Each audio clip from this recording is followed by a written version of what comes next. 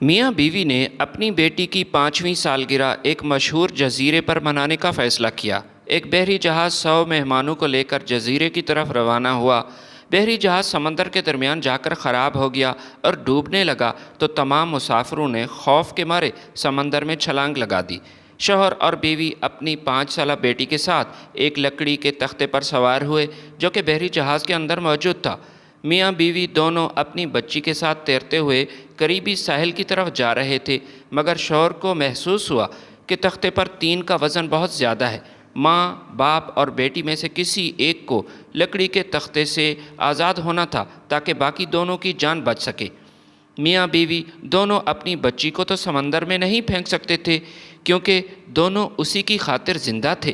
بیوی میں اتنی طاقت نہیں تھی کہ وہ اپنے شوہر کو سمندر میں دھکا دے سکے، جبکہ شوہر نے تھوڑی دیر سوچنے کے بعد اپنی بیوی کو تختے سے دور کیا اور دھکا دیا۔ اس کے بعد اپنی بیٹی کو لے کر ساحل پر آیا۔ بیٹی نے اپنی ماں کو اپنی آنکھوں کے سامنے ڈوبتے ہوئے دیکھا تھا، لہٰذا اس نے اپنے باپ سے سخت نفرت شروع ہو گئی۔ وہ اپنے باپ سے جدا ہو گئی۔ 20 سال تک اس نے اپنے باپ کی شکل تک نہ دیکھی، مگر پھر بھی اسے جب خبر ملی کہ باپ کی وفات ہو چکی ہے تو دوڑی چلی آئی۔ وہ اپنے باپ کی وفات پر آئی۔ تدفین کرنے کے بعد باپ کے گھر ایک الماری میں رکھی ڈائری پر اس کی نظر پڑی۔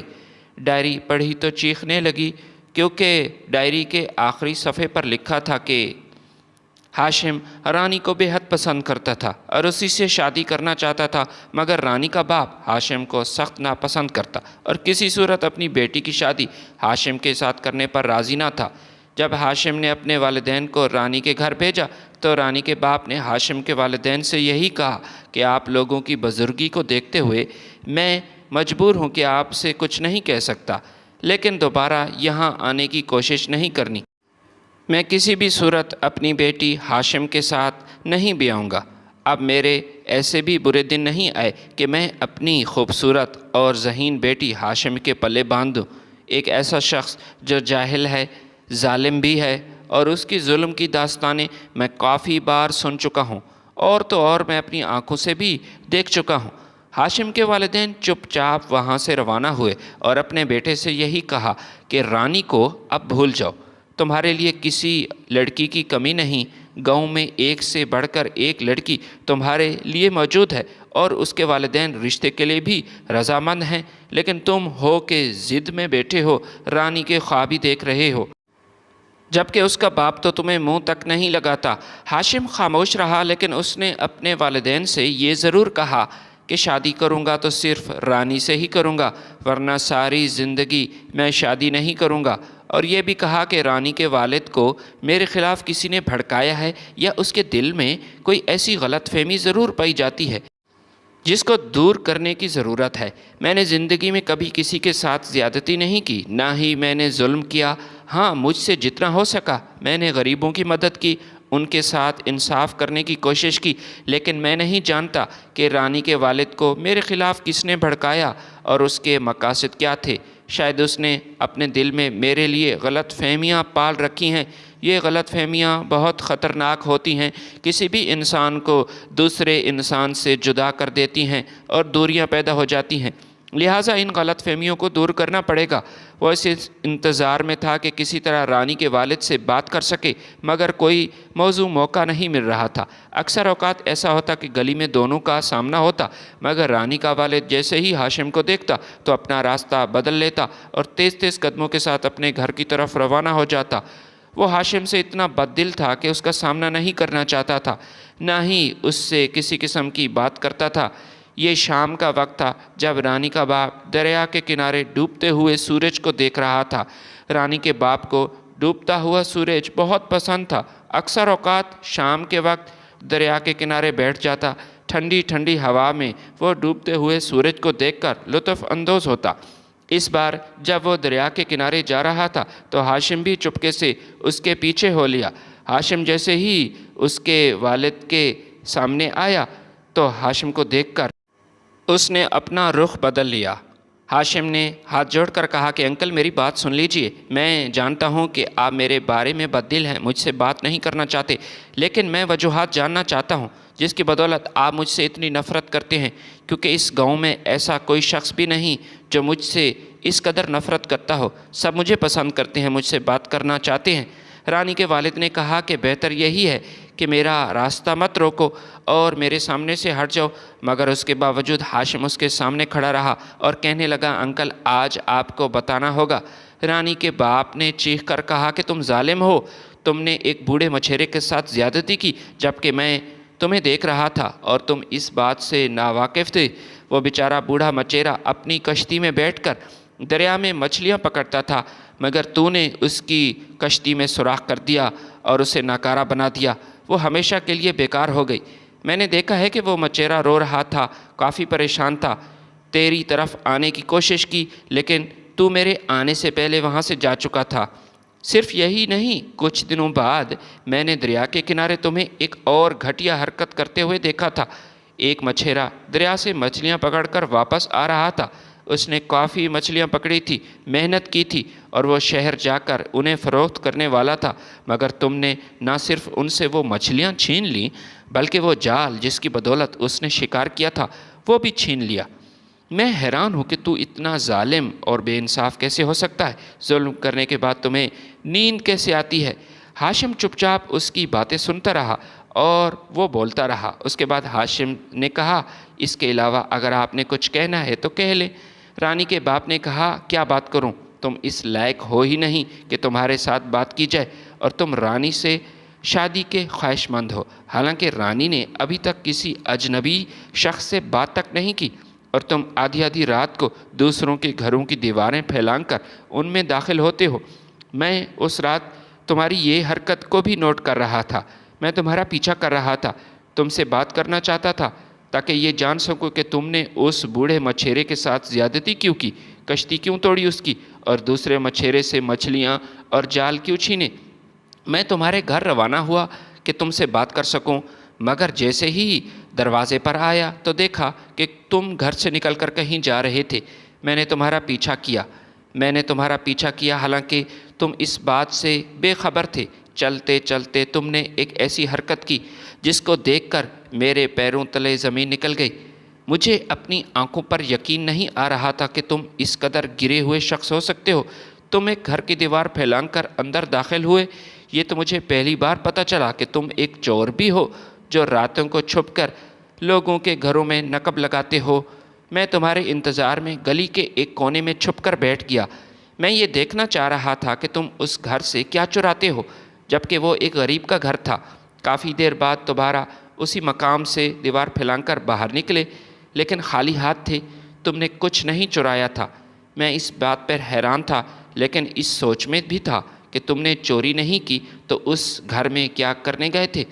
کافی دیر سوچنے کے بعد مجھے پتہ چلا کہ اس غریب موچی کی ایک بیٹی بھی ہے جو کہ بہت خوبصورت ہے۔ پورے علاقے میں اس جیسی خوبصورت لڑکی اور کہیں نہیں۔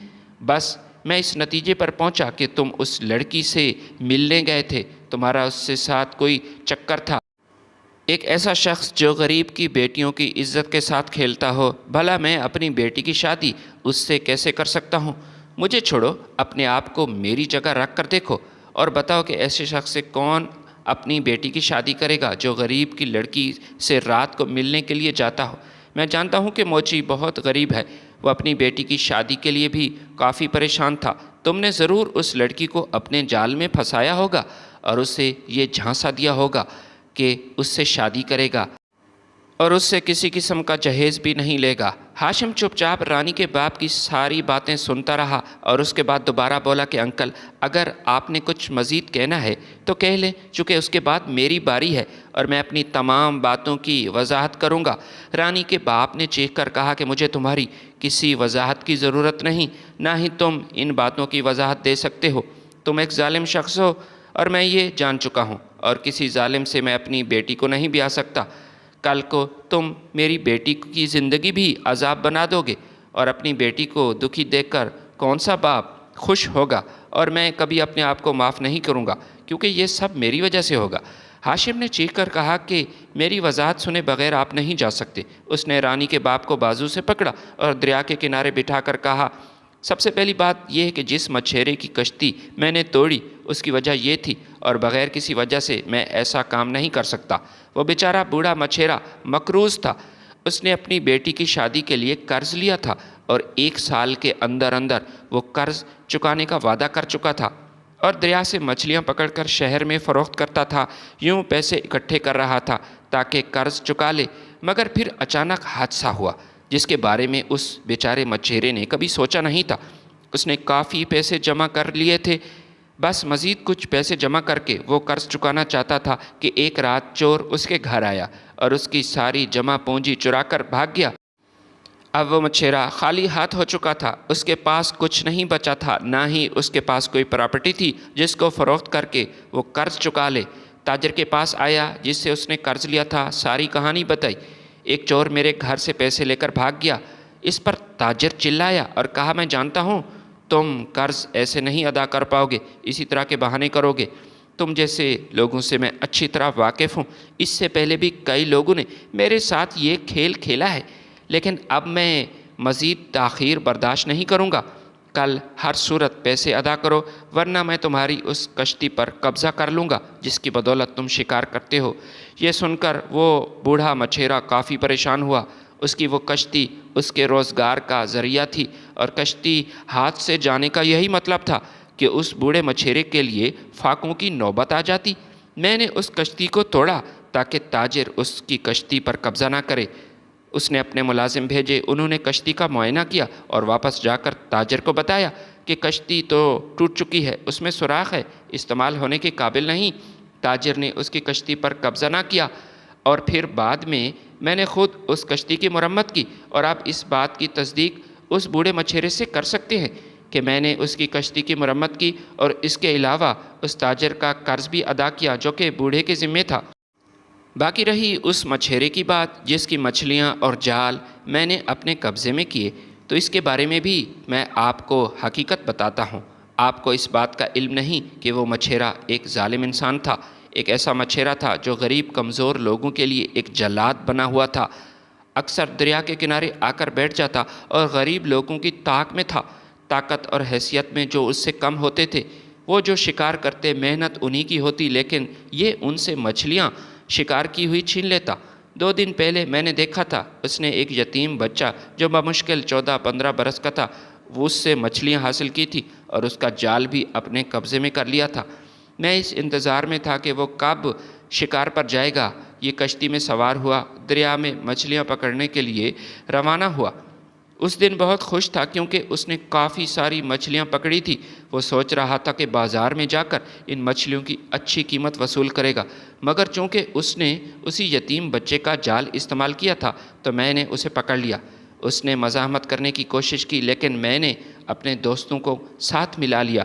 ساری کی ساری مچھلیاں جو اس نے یتیم بچے کے جال کی مدد سے پکڑی تھی وہ بھی چھین لی، اور وہ جال بھی چھین لیا۔ بعد میں اس ساری مچھلیاں میں نے اس یتیم بچے کی ماں کو دے دی۔ یہ اس کی امانت تھی جو میں نے اسے دی۔ اس کی ماں مجھے دعائیں دینے لگی، مگر میں نے ان پر کوئی احسان نہیں کیا تھا۔ میں نے تو اس چیز کو واپس لوٹایا جو ان کی ملکیت تھی۔ اگر آپ کو میری بات کا یقین نہیں آ رہا تو ان کے گھر کا بھی آپ کو میں ایڈریس بتاتا ہوں، آپ خود جا کر اس بات کی تصدیق کر لیں۔ اور اس رات جب آپ نے میرا پیچھا کیا، مجھے نہیں معلوم تھا کہ آپ میرا تعاقب کر رہے ہیں، ورنہ میں گھر کی دیوار اس طرح نہ پھیلانگتا، کیونکہ میں کسی صورت یہ نہیں چاہتا تھا کہ کسی کو اس بارے میں علم ہو میں رات کی تاریکی میں کیا کرنے جا رہا ہوں۔ موچی اپنی بیٹی کی شادی کے لیے کافی فکر مند تھا کیونکہ وہ غریب تھا اور بیٹی کو جہیز دینے کے لیے اس کے پاس کچھ بھی نہیں تھا۔ اس کی بیٹی کا ایک اچھے خاندان میں رشتہ طے ہو گیا، لیکن لڑکے کی ماں نے جہیز کا مطالبہ کیا۔ میرے پاس کچھ پیسے جمع تھے جو میں نے کاروبار کے لیے اکٹھے کیے تھے، مگر اب ایسے حالات میں کہ موچی کی میں مدد کرنا چاہتا تھا۔ میں نے وہ پیسے جیب میں ڈالے، آدھی رات کو اس موچی کے گھر روانہ ہوا، پھر اس کے گھر کی دیوار پھیلان کر بڑے ہی خاموشی سے دہلیز کے باہر وہ پیسے رکھ دیے، پھر واپس آ کر اپنے گھر میں سو گیا۔ صبح اٹھا تو پتہ چلا کہ موچی نے اپنے گھر میں کچھ سامان منگوایا تھا۔ گھر میں فرنیچر کا سامان تھا، باقی بھی جہیز کا سامان تھا۔ میں دلی طور پر مطمئن ہو چکا تھا۔ اس بچی کی عزت کے ساتھ شادی ہو چکی ہے۔ اگر آپ کو میری بات کا یقین نہیں تو موچی کے پاس جا کر اس بات کی تصدیق کر سکتے ہیں۔ رانی کا باپ اس کی باتیں سن کر حیران ہوا۔ اسے سمجھ نہیں آ رہا تھا کہ حقیقت ہے یا پھر ایسے ہی کہہ رہا ہے۔ وہ ان تمام باتوں کی تصدیق کرنا چاہتا تھا۔ سب سے پہلے وہ بوڑھے مچھیرے کے پاس گیا۔ اس نے اس بات کی تصدیق کی کہ ہاں، تاجر کا مقروض تھا اور میری کشتی پر وہ قبضہ کرنا چاہتا تھا۔ یہ کشتی میری کمائی کا ذریعہ تھی۔ ہاشم نے میری اس کشتی کو عیب دار کیا تاکہ تاجر اس کشتی میں دلچسپی نہ لے، اور بعد میں اس نے میری مدد کی۔ مجھے قرضے کی ادائیگی میں آسانی ہوئی۔ رانی کا باپ اب دلی طور پر پھر بھی مطمئن نہیں تھا۔ وہ اس یتیم بچے کی ماں کے پاس گیا۔ اس کی ماں نے بھی تصدیق کی کہ ظالم شخص نے میرے بیٹے پر ظلم کیا۔ اس نے میرے بیٹے سے جال چھین لیا اور جو شکار کیا تھا وہ بھی ہتھیا لیا تھا۔ مگر اللہ بھلا کرے ہاشم کا، جس نے ہماری مدد کی۔ یہ دنیا محتاج، غریب، کمزور کو مزید دبانے کی کوشش کرتی ہے، مگر طاقتور کے سامنے کچھ نہیں کر پاتی۔ اس نے ہمیں کمزور سمجھ کر جال مچھلیاں چھینی تھی، جبکہ ہاشم ان سے بھی طاقتور تھا، لہٰذا اس نے ہمارا بدلہ لیا اور ہمارا حق ہمیں واپس دلوایا۔ دو باتوں کی تصدیق ہو چکی تھی۔ اب رانی کا باپ موچی کے گھر روانہ ہوا۔ موچی نے اس کی خدمت کی، اسے بتایا کہ ہاں، میں اپنی بیٹی کی وجہ سے پریشان تھا۔ لڑکا اچھا تھا لیکن ماں کی وجہ سے مجبور تھا، اور اس کی ماں نے جہیز کا مطالبہ کیا تھا، حالانکہ لڑکے کی طرف سے ایسا کوئی مطالبہ نہیں تھا۔ میں اپنی بیٹی کے جہیز کے بارے میں کافی پریشان تھا۔ ساری رات یہی سوچ سوچ کر سو نہ سکا کہ اگر یہ رشتہ ٹوٹ گیا تو میرا کیا ہوگا۔ بڑی مشکل سے رشتہ طے پایا ہے۔ مجھے ساری رات نیند نہ آ سکی، حتیٰ کہ صبح کی اذان ہوئی۔ میں نے وضو کیا اور نماز کے لیے جانے لگا تو دہلیز پر کچھ پڑا تھا۔ لالٹین سے دیکھا تو کافی پیسے تھے۔ یہ دیکھ کر حیران ہوا۔ مجھے اپنی آنکھوں پر یقین نہیں تھا۔ یہ پیسے اتنے تھے کہ میں آرام سے اپنی بیٹی کی شادی کر سکتا تھا۔ میں نے دل سے اس آدمی کو دعائیں دی، لیکن آج تک پتہ نہ چل سکا کہ وہ کون تھا۔ رانی کے باپ نے جب یہ سنا تو اسے اپنے خیالات پر افسوس ہونے لگا جو اس نے ہاشم کے بارے میں سوچ رکھے تھے۔ اسے اس بات کا یقین ہو چکا تھا کہ ہاشم ایک اچھا انسان ہے، لہٰذا اس نے ہاشم سے معافی مانگی اور اپنی بیٹی رانی کا ہاشم کے ساتھ رشتہ طے کیا۔ ہاشم بہت خوش تھا کیونکہ اسے اپنی منزل مل چکی تھی۔ وہ رانی سے بہت محبت کرتا تھا، لیکن ابھی تک رانی کو اس بارے میں علم نہیں تھا۔ رانی کی پہلی اولاد بیٹی تھی۔ رانی یہی سمجھ رہی تھی کہ بیٹی کی پیدائش پر ہاشم خوش نہیں ہوگا، لیکن یہ اس کی سوچ تھی۔ جب نرس نے بتایا کہ آپ کی بیٹی پیدا ہوئی تو وہ سجدے شکر میں گر گیا۔ نرس اس بات کی گواہ تھی کہ ہاشم کے بقول اللہ کی رحمت پر میں ناشکرہ کیوں بنوں، اس لیے میں نے سجدہ شکر ادا کیا۔ وہ اپنی بیٹی سے بے انتہا محبت کرتا تھا۔ کچھ سال بعد رانی کچن میں کھانا پکا رہی تھی کہ خون کی الٹی شروع ہوئی۔ ہاشم صحن میں بیٹھا تھا۔ جب کچن کے اندر داخل ہوا تو روح کانپ گئی کیونکہ پورا کچن خون سے لت پت تھا۔ وہ اپنی بیوی کو ہسپتال لے گیا۔ ڈاکٹر نے رانی کا معائنہ کیا اور اکیلے میں ہاشم کو بتایا کہ اس کی بیوی کے پاس اب 1 مہینے کا وقت بچا ہے۔ اس کی بیوی انتڑیوں کے کینسر میں مبتلا ہو چکی ہے اور اب تشخیص میں کافی دیر ہوئی ہے، لہٰذا علاج بھی ممکن نہیں۔ ہاشم کو ایسا محسوس ہوا کہ اس کے سر پر آسمان گر پڑا ہے۔ یہ بہت بڑا صدمہ تھا جو ہاشم کو ہوا تھا۔ وہ تو اپنی بیٹی کی 5ویں سالگرہ کا منصوبہ بنا رہا تھا، مگر اچانک ڈاکٹر نے یہ خبر سنائی۔ اس نے اپنی بیوی کو کچھ نہ بتایا اور کہا کہ معمولی مرض ہے، دوائیوں سے بالکل ٹھیک ہو جاؤ گی۔ اس کی بیوی اپنی بیٹی کرن کے لیے شاپنگ کرنے گئی چونکہ اس کی سالگرہ قریب آ رہی تھی، مگر اسے نہیں معلوم تھا کہ سالگرہ کے 1 دن بعد ہی وہ اس دنیا سے چلی جائے گی۔ ہاشم کے لیے یہ بہت بڑی آزمائش تھی اور وہ بار بار یہی سوچ رہا تھا کہ وہ کیا کرے۔ رانی کے بغیر تو وہ جینے کا تصور بھی نہیں کر سکتا تھا۔ رانی اس کی زندگی تھی، اسے کچھ ہو گیا تو وہ کیسا زندہ رہ پائے گا؟ کچھ سمجھ نہیں آیا تو وہ اپنے دوست کرم علی کے پاس گیا۔ کرم علی اس کا بچپن کا دوست تھا۔ وہ اپنے دوست سے کہنے لگا، میری بات غور سے سنو، میں تمہیں ایک راز بتانے والا ہوں جو ابھی تک میں نے کسی کو نہیں بتایا۔ میرے پاس 10 دن کا وقت ہے کیونکہ 10 دن بعد میں زندہ نہیں رہوں گا۔